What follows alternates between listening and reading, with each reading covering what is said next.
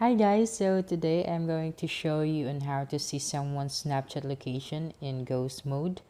So the first thing that you need to do is to open your Snapchat application in your device and then tap on your profile picture at the left corner of the screen and then tap on the gear icon in the top right corner of the screen again.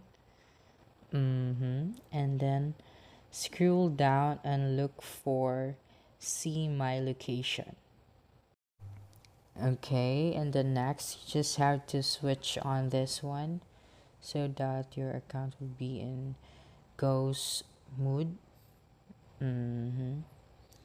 Okay, then tap on until turn off.